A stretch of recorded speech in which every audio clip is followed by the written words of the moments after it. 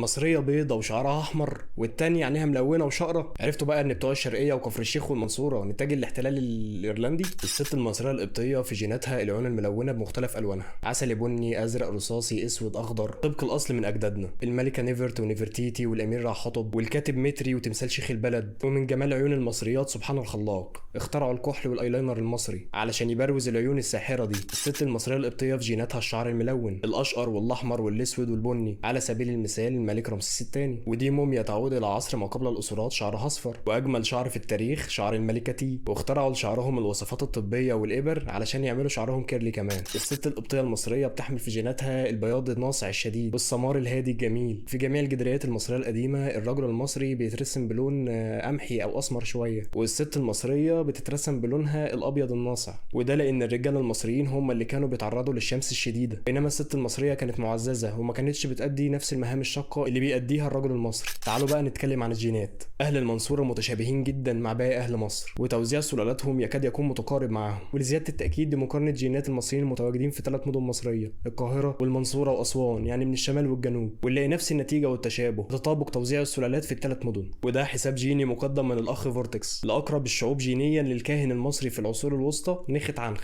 ويحتل المركز الثاني اقباط المنصوره، ويحتل المركز الرابع اقباط كفر الشيخ. وده معناه ان احنا كمصريين من نفس الاصل والعرق القبطي. وفكره ان في دخيل اجنبي على الجينات المصريه مش موجوده الا في حالات فرديه. فلاحين الشرقيه والمنصوره وكفر الشيخ المنعزلين هم الاقل اختلاطا بتجاره الرقيق اللي حصلت في مصر في العصور الوسطى والعصور الحديثه. الرقيق القادمين من افريقيا او من جنوب مصر عامه، وبالتاكيد ان هم ما تاثروش باي احتلال، لان الفلاحين ما بيجوزوش بناتهم للمحتل. بالاثار وبالتاريخ وبالجينات بناتنا وستاتنا اقباط مصريات. وده خبر محزن جدا للكلبوبات اللي بيحطوا 60 علم جنب علم مصر. لا، انت مصريه، ولو انت مش مصريه هتبقي معروفه وهيبان عليكي. وخبر محزن لشعوب كتير مستكترين الجمال على المصريات.